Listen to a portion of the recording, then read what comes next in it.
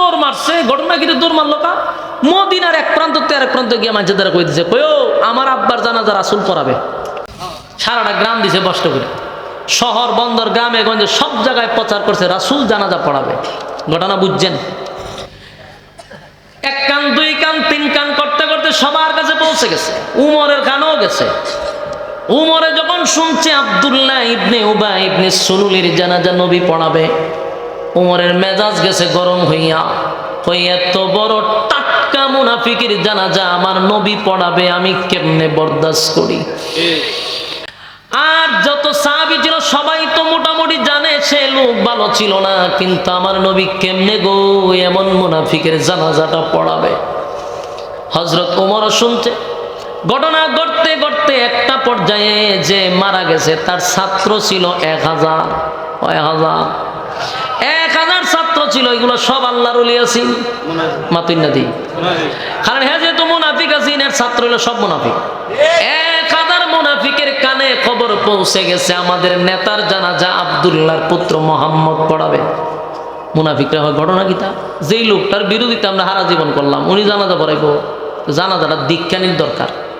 একবার এক মুনাফিক মরে গেছে গা, ছোটখাটো মুনাফিক না, আন্তর্জাতিক খ্যাতি সম্পন্ন মুনাফিক, যার ব্যাপারে আল্লাহ ডাইরেক্ট লিস্টি পাঠাইছে, হুজুর এই লোকটা কিন্তু সাংঘাতিক মুনাফিক, নবীর কাছে পাঠাইছে। আল্লাহ নবী আশ্চর্য হয়, সব্বনা হেদি আমার সাথে থাকে, আমার সাথে নামাজ পড়ে, আমার সাথে চলাফেরা করে, হে বলে মুনাফিকের সর্দার। মুনাফিক কিন্তু ইহুদি হয় না, মুনাফিক খ্রিস্টান না, মুনাফিক হিন্দু না, মুনাফিক মুসলমানের মধ্যে হয়। আর মুনাফিক গুলাকে চিনা বড় কঠিন, কারণ দাড়ি থাকে, টুপি থাকে, পাঞ্জাবি থাকে, দেখতে সুরত বালা থাকে, কিন্তু হে হুদ্দা শয়তান, শয়তানের খারা জিলকি। দেখতে বোঝা যায় মাশাআল্লাহ তসবিও জপে, আবার প্রয়োজনে মুনাফিকে মক্কা গিয়ে হজ করে আয়। বাস্তব না বাস্তব? কিন্তু হে মুনাফিক আপনি বুঝবেন কেমন?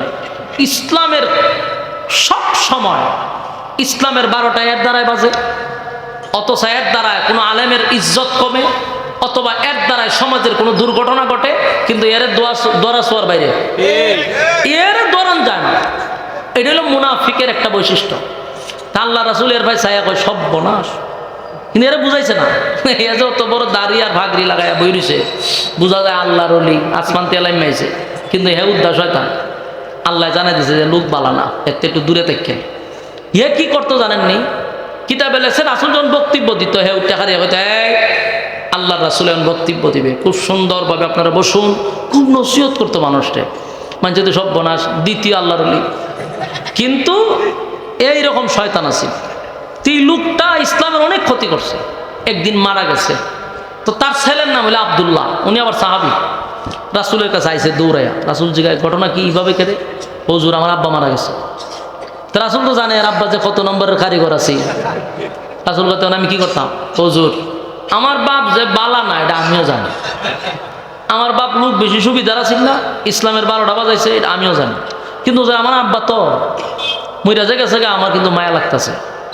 ও না, আমার একটা ছোট্ট আবদার আছে হুজুর, আবদার তৈল আমার আব্বার জানাজাটা যদি আপনি ভরাই দিতেন, তাইলে আমার মনটা শান্তি পাইতাম, আল্লাহ হয়তো বা উসিলা মাফ করে দিত। রাসূলের মায়া দেয় এত বেশি। রাসূল কাছে ঠিক আছে, আমি জানাজা পড়ালে যদি আল্লাহ মাফ করে দেয় তো অসুবিধা কি? তা রাসূল কাছে আমি পড়াবো না। যেই দৌড় মারছে, ঘটনা কিন্তু দৌড় মারলো কা মদিনার এক প্রান্ত থেকে আরেক প্রান্ত গিয়ে মানুষের দ্বারা কই দিছে, কয়ো আমার আব্বার জানাজা রাসূল পড়াবে। সারাটা গ্রাম দিছে কষ্ট করে, শহর বন্দর গ্রামে গঞ্জে সব জায়গায় প্রচার করছে রাসূল জানাজা পড়াবে। ঘটনা বুঝছেন? এক কান দুই কান তিন কান করতে করতে সবার কাছে পৌঁছে গেছে, উমরের কানও গেছে।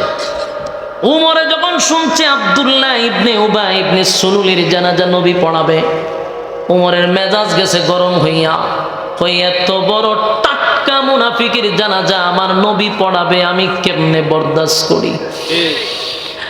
আর যত সাহাবী ছিল সবাই তো মোটামুটি জানে সে লোক ভালো ছিল না, কিন্তু আমার নবী কেমনে গো এমন মুনাফিকের জানাজাটা পড়াবে। হযরত ওমরও শুনছে। ঘটনা ঘটতে ঘটতে একটা পর্যায়ে যে মারা গেছে তার ছাত্র ছিল 1000 ছাত্র ছিল এগুলো সব আল্লাহর ওলি আছেন মাতুই নদী। কারণ হ্যাঁ যেহেতু মুনাফিক আছেন এর ছাত্র হলো সব মুনাফিক। 1000 মুনাফিকের কানে খবর পৌঁছে গেছে আমাদের নেতার জানাজা আব্দুল্লাহর পুত্র মোহাম্মদ পড়াবে। মুনাফিকরা হয় ঘটনা কি তা, যেই লোকটার বিরোধিতা আমরা হারা জীবন করলাম উনি জানাজা পড়াইব, জানাজাটা দীক্ষানির দরকার। জানাজা পড়তে গেছে না দেখতে গেছে? ও কথা কয় না। আপনারা কি তা বিরক্ত লেগেছে গা ছেড়ে দিতাম? আপনারা যখন আওয়াজ কমাইবেন আমি বুঝুন যে আপনারা ছেড়ে দিতাম। এবার মুনাফিকের 1000 ছাত্র সবগুলা টাটকা মুনাফিক ছিল, তারা জানাজা পড়তে না বরং দেখতে গেছে। একটা পর্যায়ে যখন দেখতে গেল চতুর্দিকে হইচই শুরু হয়ে গেল, এত বড় মুনাফিকের জানাজা কেমনে গো আমার নবী পড়াবে। জানাজার মাঠে সবাই চলে গেল, জানাজা পড়ার জন্য চলে গেছে। হযরত ওমরও গেল জানাজার মাঠে, দৌড়াইয়া নবীরে আটকাবে যেন নবী জানাজা না পড়ায়। হযরত ওমরের সিদ্ধান্ত হলো যেভাবে হোক যেমনি হোক মুনাফিকের জানাজাটা আটকানো দরকার। হযরত ওমর দৌড়াইয়া জানাজার মাঠে নবীর কাছাকাছি গিয়া দাঁড়ায় গেছে। দাঁড়ায়া ওমর নিজেরে প্রশ্ন করতে লাগলো, আমি ওমর তো নবীর একজন সাহাবী, আমার এই অর্ডার নাই যে আল্লাহর নবীকে আমি নিষেধ করব, আদেশ করব। নবীরে নিষেধ করতে গেলে আল্লাহ নিষেধ করবে, নবীরে আদেশ করতে গেলে আমার আল্লাহ আদেশ করবে। আমি ওমর কেমনে রে আমার নবীরে আদেশ আর নিষেধ করি? হযরত ওমর কিন্তু নবীরে আদেশ করতে পারলো না, কিন্তু কলিজাটা যেন ছিঁড়ে যায়। এত বড় মুনাফিক যে আমার নবীর ক্ষতি করলো, আমার নবীরে মারার জন্য ষড়যন্ত্র করলো। ইসলামের অনেক ক্ষতি এই লোকটার দ্বারাই হইল। আজকে তার জানাজা আমার নবী পড়াবে, আমি ওমর এটা বরদাস্ত করতে পারি না। আসমানের দিকে তাকায় আছে হযরত ওমর, তাকায়া বলে, মালিক আমি ওমরের ক্ষমতা নাই, আপনার বন্ধুকে আমি বলবো জানাজা পড়াইয়েন না, জানাজার নামারে বাধা দিব এমন ক্ষমতা আমি ওমরের নাই গো। কিন্তু আপনি মালিকের ক্ষমতা আছে, আপনার বন্ধুকে নামাজ থেকে বিরত করা। এত বড় টাটকা মুনাফিকের জানাজা আপনার বন্ধু পড়াবে, আমি ওমর বরদাস্ত করতে পারতেছি না, আল্লাহ জানাজাটা বন্ধ করে দেন। হযরত ওমর কোনোভাবে আর পেরেশানির মধ্যে পড়ে গেল, আসমানের দিকে তাকায় আছে কখন আল্লাহ কোন আয়াত নাযিল করে দেয়। হযরত ওমর পাগলের মতো মাঠে ঘুরতেছে, কিন্তু নবীরে নিষেধ করতে পারতেছে না। একটা পর্যায়ে ওমরের মাথায় একটা আয়াত স্মরণ হইছে, আয়াতে কারিমা হযরত ওমরের স্মরণ হয়ে গেল। আর এই আয়াতটা জুড়ে জুড়ে জুড়ে জুড়ে নবীর চতুর্দিকে পড়তেছে আর ঘুরতেছে। হযরত ওমর নবীর পাশে যায় আর বলে, ইস্তাগফির লাকুম আও লা তাস্তাগফির লাকুম ইন তাস্তাগফির লাকুম 70 মাররাতান ফালান ইয়াগফিরাল্লাহু লাহুম যালিকা বিআন্নাহুম কাফারু বিল্লাহি ওয়া রাসূলিহি ওয়াল্লাহু লা ইয়াহদিল কওমাল ফাসিকিন। হযরত ওমর আল্লাহর হাবিবের চতুর্দিকে দাঁড়াইয়া আয়াতে কারিমা বারবার বারবার রিপিট করতেছে, বারবার জোরে জোরে পড়তেছে। হঠাৎ করে নবী বুঝতে পারছে ওমর কেন রে এই আয়াতটাই বারবার আমার কাছে পড়তেছে, ঘুরতেছে আর জোরে জোরে ওমর আয়াতে কারিমা পড়ে নবীরে বুঝাইতে চায়, নবী গো এই লোকটা কিন্তু মুনাফিক। আল্লাহর নবীর চতুর্দিকে ওমর পড়তেছে। একটা পর্যায়ে নবী বলেন, ওমর কি বুঝাইতে চাও? ইস্তাগফির লাহুম আও লা তাস্তাগফির লাহুম ইন তাস্তাগফির লাহুম 70 মাররাতান ফালান ইয়াগফিরাল্লাহু লাহুম যালিকা বিআন্নাহুম কাফারু বিল্লাহি ওয়া রাসূলিহি ওয়াল্লাহু লা ইয়াহদিল কওমাল ফাসিকিন।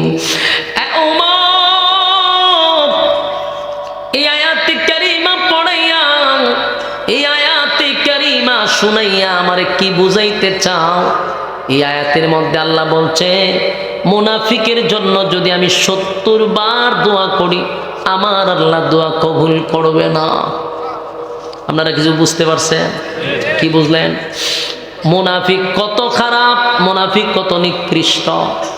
যেখানে আমার নবী দোয়া করলে দেরি হয় না, কবুল হইতেও দেরি হয় না, করতে দেরি হয়, কবুল হইতে দেরি হয় না, সেখানে আল্লাহ নিজেই নবীরে বলতেছে, আপনি নবী যদি মুনাফিকের জন্য 70 বার দোয়া করেন, আপনার দোয়া আমি আল্লাহ কবুল করব না। নাউযুবিল্লাহ। মুনাফিক কত নিকৃষ্ট, মুনাফিক কত ভয়ঙ্কর। এই মুনাফিকের খাসলত যাদের ভিতরে আছে, তওবা করেন। মুনাফিকের সবচেয়ে নিকৃষ্ট জায়গায় জাহান্নামে মুনাফিকরা থাকবে।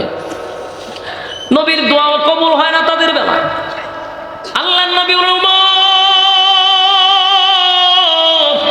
70 বার দোয়া করলো, আল্লাহ দোয়া কবুল করবে না। এই আয়াতের মধ্যে আল্লাহ এটাই বলছে। কিন্তু উমর রে, জানাজার নামাজ পড়াবো না এমন কোন আয়াত কোরআনে এখনো নাজিল হয় নাই।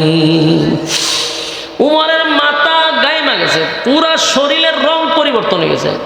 উমর চিন্তায় পড়ে গেছে, ঘটনা তো সত্য, কারণ জানাজার নামাজ নিষেধ এমন কোন আয়াত তো নাজিল হয় নাই।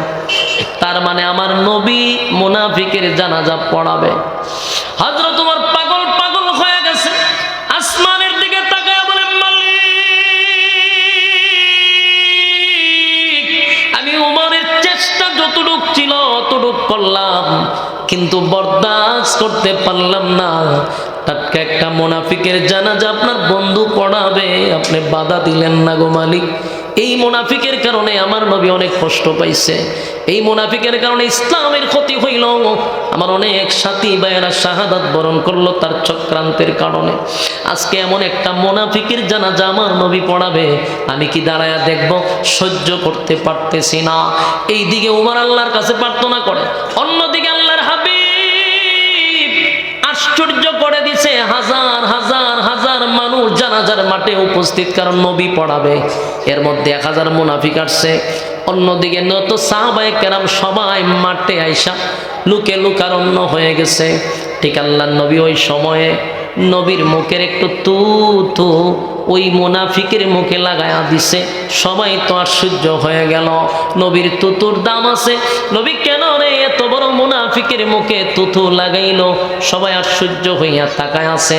কিন্তু এর থেকে বড় আশ্চর্যের ব্যাপার হলো, আল্লাহর নবীর শরীরের জুব্বা ছিল, জুব্বাটা খুলে ওই মুনাফিকরে কাপন স্বরূপ নবী পড়ায়া দিছে। চিৎকার দিয়া কোন সুবহান। নবীর জুব্বার কত দাম, নবীর জুব্বার কত দাম, নবীর জুব্বার কত দাম। সাহাবায়ে কেরাম এই দৃশ্য দেখা পাগল পাগল পাগল পাগল হয়ে গেছে। অনেক সাহাবীরা মাটিতে পইড়ায়া গইড়ায়া কান্দে গো। সাহাবী হইয়াও নবীর জুব্বা পাইলাম না। একটা মুনাফিক হইয়া আমার নবীর জুব্বা পাইল। কান্নার রোল পড়ে গেছে, গোটা জানাজার মাঠে কান্নার রোল পড়ে গেল। হায়রে আমার নবীর জুব্বার কত দাম, কত দাম, কত দাম। সাহাবী হইয়া নবীর জুব্বা পাইলাম না। একটা টাটকা মুনাফিক আমার নবীর জুব্বাটা পাইল, কেমনে রে সাহাবীরা বরদাস্ত করবে? কান্নার রোল পড়ে গেল। আল্লাহর নবীর দৃশ্য দেখা সবাই তো অবাক হয়ে গেল। আমার নবীর জুব্বা কি যেমন তেমন? কথা হয় না। আমার নবীর জুব্বার বড় দাম। সাহাবায়ে কেরামরা কান্দে রে। এমনি নবী উঠটা দাঁড়ায় কয়, সাহাবীরা শান্ত হও, তোমরা কান্নাকাটি করো না, ভুল বুঝো না, আমি কেন তারে জুব্বা দিলাম, আগে ঘটনা শোনো। আমার জুব্বা দেওয়ার পিছনে কারণ আছে। বদরের যুদ্ধে যখন আমার সাহাবীরা শাহাদাত বরণ করলো, অসংখ্য সাহাবীদের মধ্যে আমার চাচাও একজন শাহাদাত বরণ করছিল। সাহাবীদেরকে দাফন করার জন্য, কবরস্থ করার জন্য যখন নিয়ে গেলাম, তাকায়া দেখি অসংখ্য সাহাবীদের শরীরে কাফন নেই। কেমনে রে এখন আমি তাদেরকে কাফন পরাবো? কাফন পরানোর মতো কোনো কাপড় ছিল না। সাহাবীরা তাদের নিজের শরীরের জুব্বা খুলে খুলে সাহাবায়ে কেরামদেরকে কাফন পরায়া দিল। অসংখ্য সাহাবীরা তাদের তাদের নিজের শরীরের জুব্বা খুলে কাপড় পরায়া দিল। এর মধ্যে আমার চাচা ছিল আব্বাস রাদিয়াল্লাহু তাআলা আনহু, উনিও মোটা ছিল, স্বাস্থ্যবান ছিল, বড় ছিল, যার জন্য যার তার কাপড় ওনার শরীরে লাগে না। সবাই তো মোটামুটি কাপড় হয়ে গেছে, কিন্তু আমার চাচার শরীরে কারো পাঞ্জাবি লাগে না। এখন আমার চাচারে আমি কিভাবে দাফন করি? কাপড় নাই। ঠিক সেদিন যেই মুনাফিকরে আমি এখন কাপড় পরায়া দিলাম, সেই আব্দুল্লাহ ইবনে উবাই ইবনে সুলুল সেদিন নবীর চাচারে নিজের জুব্বাটা খুইলা সেদিন আল্লাহ নবীর চাচারে জুব্বা পরায়া দিছিল। সুবহানাল্লাহ। যদিও সে মুনাফিক, কিন্তু সেদিন লজ্জায় হোক শরমে হোক, কারণ সেও মোটা সেও লম্বা, সব সাহাবীদের সাইজ হয় না, কিন্তু এর সাইজে হইব। নবী তারে বলে নাই, কিন্তু সে নিজেই জুব্বাটা খুলে নবীর চাচারে কাপন স্বরূপ পড়ায়া দিল। আল্লাহর নবী বলে, ও সাহাবীরা, সেদিন থেকে আমি তার কাছে ঋণী ছিলাম, ঋণী। সুবহানাল্লাহ। আমি তার কাছে ঋণী ছিলাম গো, আমার চাচারে সে জুব্বা পড়াইয়া দিয়া আমি ঋণী হয়ে গেলাম। আজকে আমি ঋণ থেকে মুক্ত হইলাম, আমার জুব্বা তারে পড়াইয়া। আমি আমার জুব্বা পড়াইছি, আমি ঋণ থেকে মুক্ত হইলাম, এই জন্যই তো আমি জুব্বাটা পড়াইয়া দিছি। এবার সাহাবীরা কান্দে। অন্যদিকে 1000 মুনাফিক জানাজা পড়তে আসছে না দেখতে আসছে? কথা হয় না? 1000 মুনাফিক দৃশ্যটা দেখে পাগল পাগল পাগল পাগল হয়ে গেল। সবাই বলা বলি করতে লাগলো, কার বিরোধিতা করলাম? জীবনটা বল। কার বিরোধিতা করলাম? কার বিরুদ্ধে ষড়যন্ত্র করলাম? যেই লিডারের কথা শুই না, আব্দুল্লাহর পুত্র মুহাম্মদের বিরোধিতা করলাম, জীবনটা বল। আজকে সে আব্দুল্লাহর পুত্র মুহাম্মদ, সে আব্দুল্লাহর পুত্র মুহাম্মদ আজকে আমার নেতারে শরীরের মধ্যে নিজের জুব্বা পড়ায়া দেয়, আমার নেতারে নিজের মুখের তুতু লাগায়া দেয় গো। কার বিরোধিতা করলাম? কার বিরোধিতা করলাম? এমন সুন্দর আখলাক আর চরিত্র দেখা 1000 মুনাফিক পাগল হয়ে গেছে। সুবহানাল্লাহ। আমার নবীর চরিত্র ছিল আজিম, আজিম চরিত্র, আজিম চরিত্র, যার চরিত্রের সার্টিফিকেট আল্লাহ কোরআনে দিয়েছে। সুবহানাল্লাহ। আল্লাহ আমার নবীর চরিত্রের সার্টিফিকেট কোরআনে দিয়ে দিছে। সুবহানাল্লাহ। ওয়া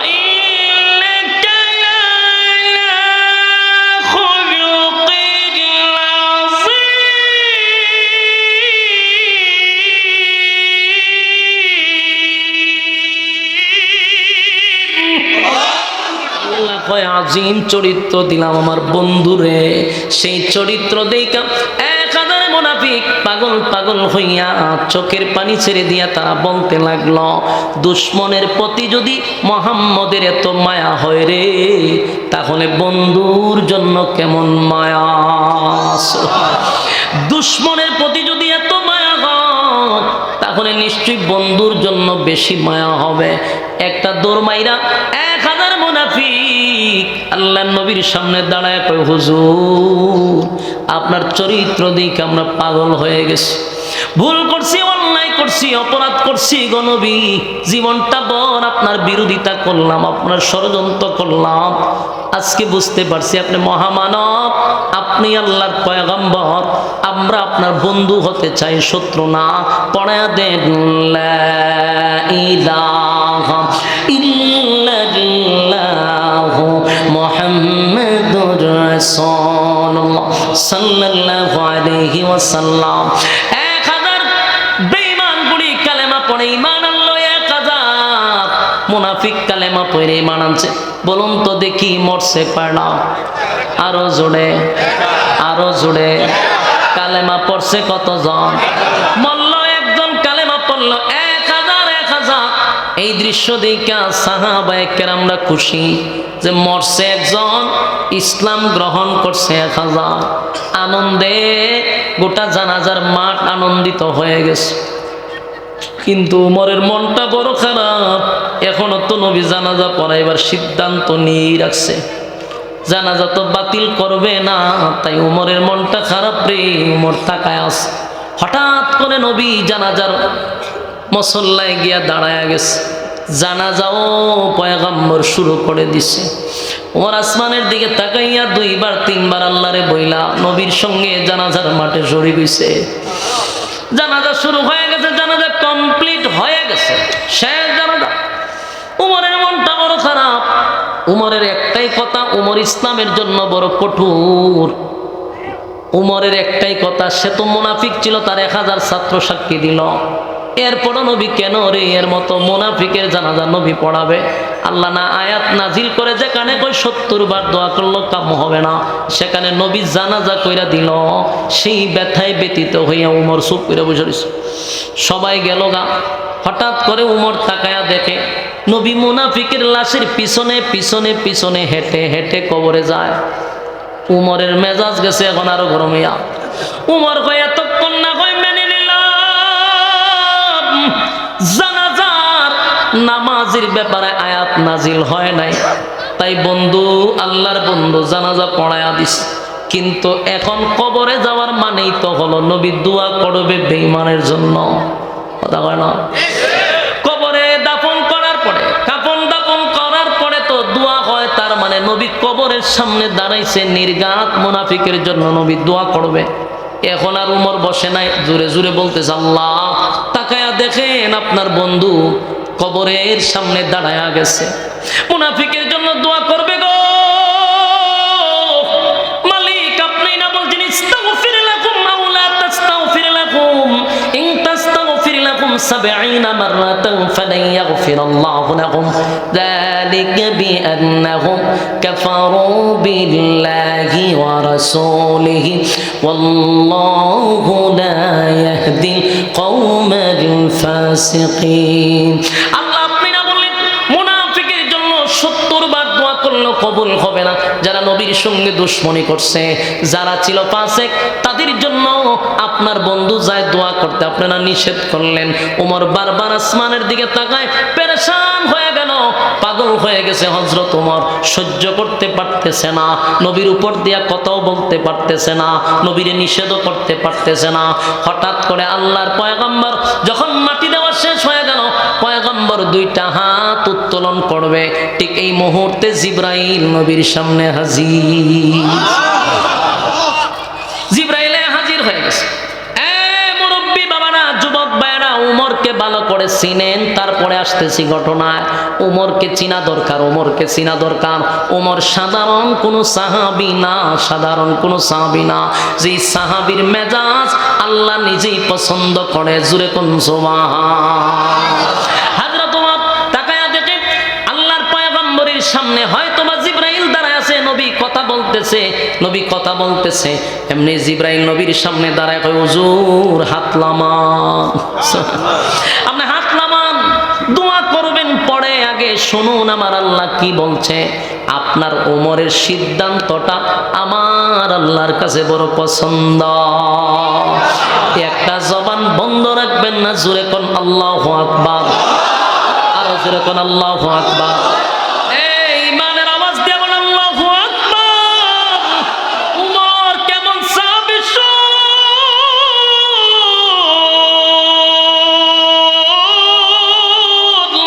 হযরত উমর যখন আসমানের দিকে তাকায় রে, আমার আল্লাহ বলেন উমরের মেজাজ আমার কাছে বড় পছন্দ, আমার কাছে বড় পছন্দ। উমর যা চায় আসমান থেকে তা ফয়সালা হয়ে যায়। আল্লাহর নবীর সামনে জিবরাইল বলে হুজুর আপনার উমরের সিদ্ধান্তটা আমার মালিকের কাছে বড় পছন্দ। আমার মালিক বলছে উমর যা চায় আমি আল্লাহর কাছে তা পছন্দ হয়ে যায়। আপনি মোনাজাত করবেন না, মোনাজাত করবেন না। আল্লাহ আয়াত নাজিল করে দিছে গো নবী, আগে আয়াতটা শুনেন তারপরে মোনাজাত ধইরেন। এবার আয়াত নাজিল হয়ে গেল। আল্লাহ বলেন ওয়ালা তুসাল্লি আলা আহাদিম মিনহুম মাতা আবাদা ওয়ালা তাকুম আলা কবরি। আয়াতে কারিমা নাজিল হয়ে গেল ওয়ালা তুসাল্লি আলা আহাদিম মিনহুম মাতা আবাদা ওয়ালা তাকুম আলা কবরি। আয়াতটা আয়াতটা যখন নাজিল হয়ে গেল, হযরত জিবরাইল বলেন, হুজুর আল্লাহ বলছেন ওয়ালা তুসাল্লি, ভবিষ্যতে নেক্সট টাইমে পরবর্তীতে কোনোদিন আর আপনি মুনাফিকের জানাজা পড়তে পারবেন না। বলুন সর্বপ্রথম ওমর কি চাইছিল? কথা বলে না, ওমর জানাজার নামাজ পছন্দ করে নাই গো। মুনাফিকের জন্য জানাজার নামাজ ওমর পছন্দ করে নাই। আল্লাহ চিরস্থায়ী মুনাফিকের জানাজা বন্ধ করে দিয়েছে, চিরস্থায়ী। কিয়ামত পর্যন্ত মুনাফিকের জানাজা কেউ পড়তে পারবে না। এক ওমরের সিদ্ধান্তে কিয়ামত পর্যন্ত মুনাফিকের জন্য জানাজা বন্ধ। ওয়ালা তুসাল্লি আলা আহাদিম মিনহুম মাতা আবাদা ওয়ালা তাকুম আলা কবরি। আল্লাহ বলেন ভবিষ্যতে আর কোনোদিন মুনাফিকের জন্য আপনি জানাজা পড়বেন না। এখানেই শেষ না, আল্লাহ বলেন পরের অংশে ওয়ালা তুসাল্লি আলা আহাদিম মিনহুম মাতা আবাদা ওয়ালা তাকুম আলা কবরি। আল্লাহ বলেন শুধু জানাজা নয়, মুনাফিকের কবরের সামনে দাঁড়াইয়া আপনি কোনোদিন দোয়া করবেন না। চিৎকার দিয়া কোন সুবহান। তাহলে উমর জানাজা চায় নাই গো, উমর মুনাজাত চায় নাই, উমরের কাছে পছন্দ হয় নাই। আল্লাহ বলেন আমার কাছেও পছন্দ না, উমরের সিদ্ধান্ত আমি আল্লাহর কাছে পছন্দ। তাই দুইটা আয়াত নাজিল করে বন্ধুরে স্টপ করে দিল, আর জানাজা পড়া নিষেধ করে দিল। এমনকি মোনাজাতও বন্ধ হয়ে গেছে। সুবহান। কথা কি বুঝতেছেন? কথা বলেন। এইখানে একটা প্রশ্ন কিন্তু মাথায় ঘুরতেছে, অনেক আলেমরা এখানে আছে আমি জানি, তাদের মাথায় ঠিকই ঘুরতেছে। আপনারা যারা মুরব্বীরা মাথায় এটা ঘুরে নিতেন। তো একটা প্রশ্ন কিন্তু আছে। প্রশ্ন হইল, আয়াতটা তো নাজিল হইল জানাজার পরে নাজিল হইছে। হ্যাঁ কথা বলেন না, এটা একটা প্রশ্ন মাথায় ঢুকেনি যে যেমন যা বলে তুসাল্লি আয়াত নাজিল হইছে যে জানাজার নামাজ নিষেধ। তো এই আয়াতটা যদি মুনাফিকের জানাজার আগে হইতো তো মুনাফিকের জানাজাও বন্ধ হয়, পরবর্তীতে সব বন্ধ হয়। কিন্তু জানাজাও হইল, আবার আল্লাহ জানাজার পরে হয় আর পড়ায় না, তাহলে হের জানাজা কেটে পড়াইলো? প্রশ্ন আসে কিনা বলেন? আয়াত যেটা আল্লাহ নাজিলি করছে এটা আগে হলো না কেন?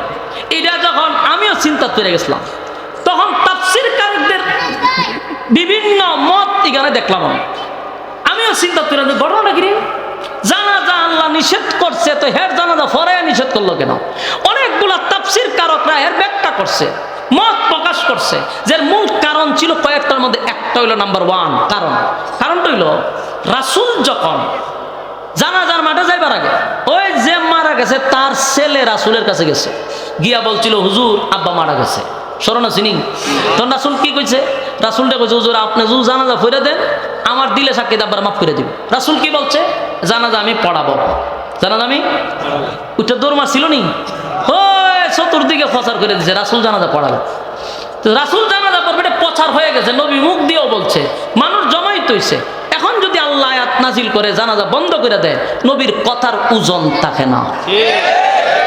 আল্লাহর কাছে নবীর কথার কত ওজন? আমার বন্ধু বলছে পড়াবে, আয়াত বন্ধ করে দিয়ে আয়াত নাজিল করে যদি জানাজা বন্ধ করায় দেই, আমার নবীর কথার দাম থাকে না। নবীর কথার দাম রাখতে গিয়া মুনাফিকের জানাজা পড়ায় দিল, কিন্তু নেক্সট টাইমে আর জানাজা পড়তে পারবেন না। সুবহানাল্লাহ কইতেন না? আমি শুধু আপনাদেরকে বিরক্ত করতেছি। বলুন ওমর কি সাধারণ সাহাবী? এতক্ষণে আপনারা কি বুঝলেন? ওমর কি একটা নির্দোষ মানুষকে হত্যা করতে পারে?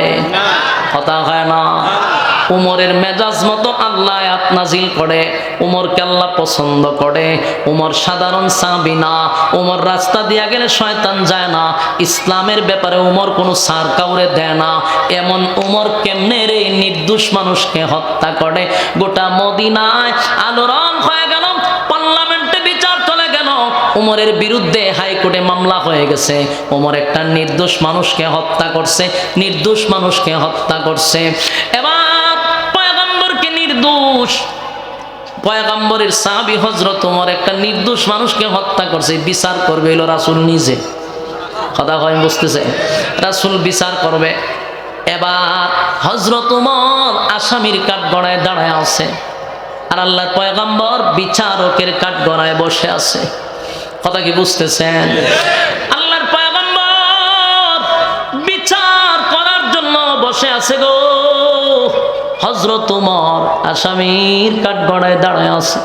সবাই জানে, নবীও জানে, অভিযান চালানোর পরে সুষ্ঠু তদন্ত কইরা দেখছে, সুষ্ঠু তদন্ত করে দেখছে লোকটা নির্দোষ ছিল, সন্দেহ নাই। একটা নির্দোষ মানুষকে ওমর হত্যা করছে।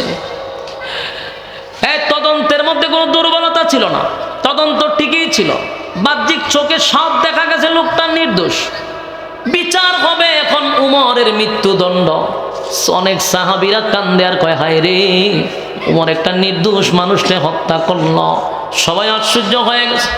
অনেকেই কয় বিশ্বাস করি না, আবার অনেকে কয় সুষ্ঠু তদন্তের মাধ্যমে বের হয়ে আসছে উমর নির্দোষ মানুষটারে হত্যা করছে। এবার ওনাকে আদালতে উঠানো হলো, রাসূল বিচারকের আসনে বসা, ওমর অপরাধীর কাঠগড়ায় দাঁড়ানো। এবার রায় দিবে রাসূল নিজে, উমরকে মৃত্যুদণ্ড দেওয়া হবে। যেই মাত্র রায় দিবে এই সময়ে হযরত জিবরাইল নবীর সামনে হাজির। একটা জবান বন্ধ রাখবেন, আল্লাহু আকবার। উমরের সামনে, উমর কাঠগড়ায়, নবীর সামনে জিবরাইল আইসা কয়, হুজুর রায় দিবেন পড়ে, আগে বলুন মামলা হইছে, এখন আদালতে আছেন, আপনি হলেন বিচারক, উমর হইল অপরাধী, মাঝখানে মামলা লড়ার জন্য একজন উকিলের দরকার আছে না না? আল্লাহর নবী বলেন, জিবরাইল রে, আমি তদন্ত নিয়া বিচার প্রক্রিয়া এমন ভাবে করলাম, ওমরকে এখন মৃত্যুদণ্ড দেওয়ার বাকি। জিবরাইল কয়, বন্ধ করুন বিচার, আপনি বিচারক, ওমর অপরাধী, মাঝখানে একজন উকিল দরকার। আজকের এই মামলার উকিল স্বয়ং আল্লাহ। আরো জোরে করে আল্লাহু আকবার, আরো জোরে করে আল্লাহু আকবার। এই ইমানের আওয়াজ দিয়ে বল আল্লাহু আকবার। উমরের কত পাওয়ার! উমর সাধারণ কোন সাহাবী নয় রে। উমরের মামলা স্বয়ং আল্লাহ লড়বে, আল্লাহ লড়বে।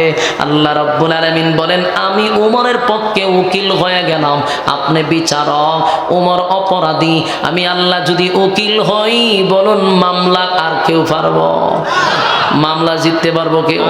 আল্লাহ বলেন, আমি উকিল হইয়া আমি সাক্ষী দিতেছি। আল্লাহ তখন সূরা নিসার 65 নাম্বার আয়াত নাজিল করে দেয়। পাইছেননি? সূরা নিসার 65 নাম্বার আয়াত কেন নাজিল হইছে? কথা হয় না? ওই আপনারা আর কি বুঝাইলাম? কথা বুঝতেছেন?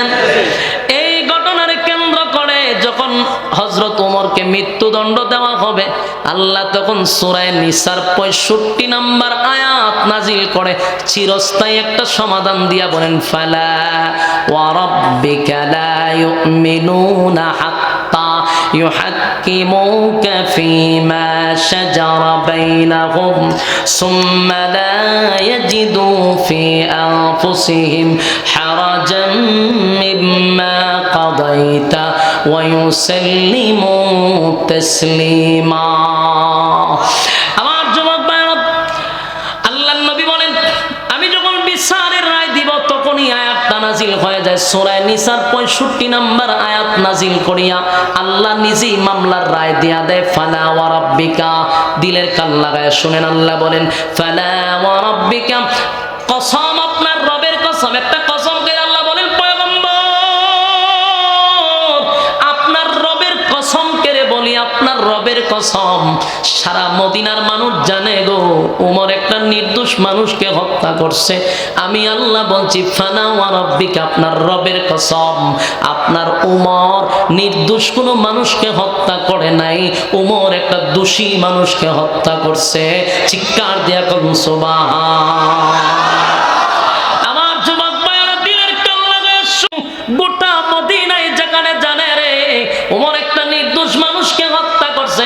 আল্লাহ কয়, ফালা ওয়া রাব্বিকা লা ইউমিনুনা হাত্তা ইউহাক্কিমুকা ফীমা শাজারা বাইনাহুম সুম্মা লা ইয়াজিদু ফী আনফুসিহিম হারাজাম মিম্মা কাদাইতা ওয়া ইউসাল্লিমু তাসলিমা।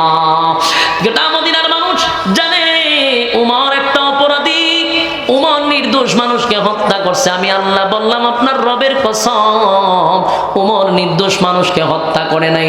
যেই লোকটাকে হত্যা করছে সে কোনো মুসলমান ছিল না, মুসলমান ছিল না, সে ছিল একটা মুনাফিক। কথা হয় না? সে ছিল কি?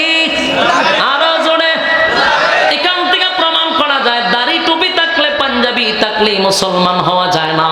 আল্লাহ এই আয়াত দ্বারা বোঝায় সে নিজের মুসলমান দাবি করলো অথচ দেখেন নবী বিচার করে দিছে, রাস্তায় আইসা কয় নবীর বিচার পছন্দ হয় নাই। যারা নিজের দাবি করবে মুসলমান আর নবীর বিচার পছন্দ হবে না, আল্লাহর হুকুম তার ভালো লাগবে না, আল্লাহর আইন মানতে ভালো লাগবে না, নবীর তরিকায় চলতে তার ভালো লাগবে না, এমন মুনাফিক যেন নিজেকে মুসলমান দাবি না করে। কথা এখন ঠিক কিনা বলুন? আমাদের সমাজে এমন মুনাফিক আছে না নাই? আমাদের সমাজে দাড়ি আছে, টুপি আছে, পাঞ্জাবি আছে, বছরে একবার উমরা করে, হজ করে, এরপরে এই মুনাফিক দেখবেন তার আল্লাহর আইন মানতে তার ভালো লাগে না, নবীর তরিকায় মানতে তার ভালো লাগে না, তার কোরআনের কথা তার ভালো লাগে না, নবীর সুন্নাহ অনুযায়ী জীবন যাপন করতে ভালো লাগে না, আল্লাহর আইনকে তার পছন্দ হয় না। বুঝবেন, হ্যাঁ বেশধারী মৌলবী এ আলেম হতে পারে না, এ নামাজি হতে পারে না, এ একটা মুনাফিক। ঠিক কিনা বলে? ওই মুনাফিক লম্বা পাঞ্জাবি ছিল, লম্বা টুপি ছিল, বিচার করছে রাসূল, রাস্তা দেখ আমার পছন্দ হয়েছে না, কথা হয় না। আমাদের সমাজে এমন মানুষ আছে না নাই? অনেক মানুষ যদি আঙ্গুলটা ধরাই দেয় তাহলে আপনারা আরো স্পষ্ট হইতেন, কিন্তু আমি ভাবতাছি না ধরাই দিতাম। উল্লেখযোগ্য ব্যক্তিরা আছে নিজের মুসলমান দাবি করে, আমার নবীর তরিকা তার ভালো লাগে না, আল্লাহর আইন বাস্তবায়ন হোক এমন অনেক মুসলমান আছে, এটা চায় না। আর আল্লাহর আইন যদি বাস্তবায়ন হয়, এদেশে মদ চলবে না, জুয়া চলবে না, নারীবাদী চলবে না, সাদাবাদী চলবে না, এদেশে দর্শন চলবে না। মুনাফিকরা জানে, এরপরে মুসলমান দাবি করে, আল্লাহর আইন জমিনে বাস্তবায়ন করতে দেয় না। এরা কি মুসলমান না মুনাফিক? এমন মুনাফিককে হত্যা করা উমরের জন্য জায়েজ ছিল, এটা কোনো অন্যায় করে না, কারণ মুনাফিক হলো সমাজের ভাইরাস। আর ভাইরাস ধ্বংস করার জন্য উমর ব্যবস্থা নিছে, সমাজ থেকে ভাইরাস দূর করছে। উমর কোনো অপরাধ করে নাই, কারণ উমরের বক্তব্য এখানে ছিল স্পষ্ট, অস্পষ্ট নয়। উমরের কথা হলো, এই কথাটা যদি ইহুদি বলতো, আল্লাহর কসম তারে মারা আমার জন্য জায়েজ ছিল না, তারে মারা আমার জন্য অপরাধ ছিল। যদি উমর মুসলমান নামদারি জায়গাটা ইহুদিরে মারত, উমরকে মৃত্যুদণ্ড দেওয়া হতো, আল্লাহ আয়াত নাজিল করতো না। কারণ মুনাফিক যদি, ইহুদি যদি বলতো নবীর বিচার পছন্দ হয় নাই, এই অপরাধে উমর ইহুদিরে মারতে পারতো না। কারণ একজন ইহুদির কাছে নবীর বিচার পছন্দ হবে না, এটাই তো স্বাভাবিক। একজন বিধর্মীর কাছে ইসলামের আইন পছন্দ হবে না, এটাই তো স্বাভাবিক। কিন্তু কেউ যদি হয় আমি মুসলমান আর হয় নবীর বিচার পছন্দ হয় না, বুঝতে হবে এখানে সমস্যা আছে। সে মুসলমান দাবি করে, ইসলামটাকে ধ্বংস করতে চায়, এমন ষড়যন্ত্রকারীকে ইসলামের স্বার্থে হত্যা করা দরকার। তাই উমর হত্যা করে দিছে, আল্লাহ রায় দিছে, উমরের মামলা ডিসমিস, শেষ। সুবহানাল্লাহ। আল্লাহ এই কথাগুলির উপরে বলনেওয়ালা সহ শুননেওয়ালা সহ উভয়কে সহিভাবে আমল করার তৌফিক দান করুক, সকলে বলে আমিন।